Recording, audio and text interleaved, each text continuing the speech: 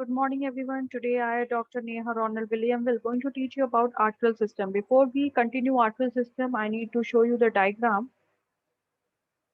This is an arterial system: subclavian, brachiocephalic, axillary, brachial, radial, ulnar, volar arc, volar, metacarpal, digitalis, thoracic aorta, superior mesenteric, femoral, deep femoral, anterior tibial, posterior tibial, peroneal, dorsalis pedis, dorsal metatarsal, common carotid, aortic arc, heart, intercostal, celiac, renal, abdominal aorta, testicular, inferior mesenteric, common iliac, internal iliac, and external iliac.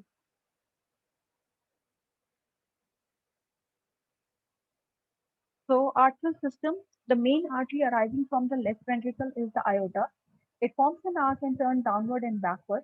Arc of aorta gives off brachiocephalic trunk, left common carotid artery, and left subclavian artery on the left side.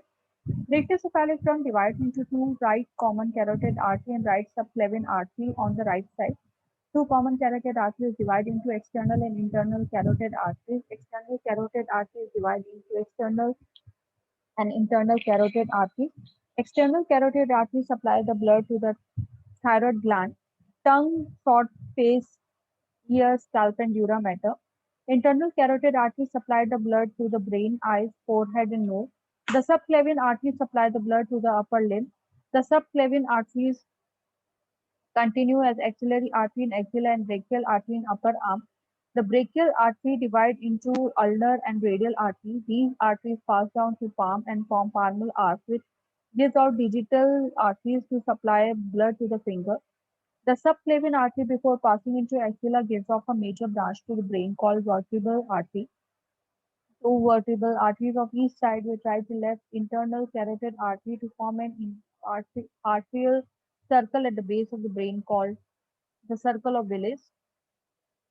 From this circle arises various branches to the brain. The aorta, after forming an arc, continues downward as thoracic aorta. Arteries arising out from thoracic aorta.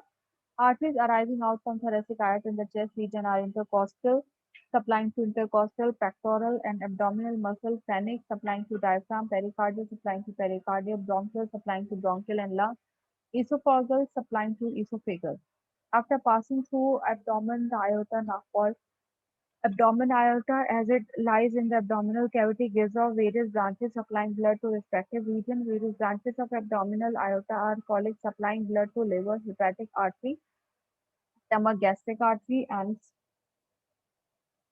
spleen, splenic artery.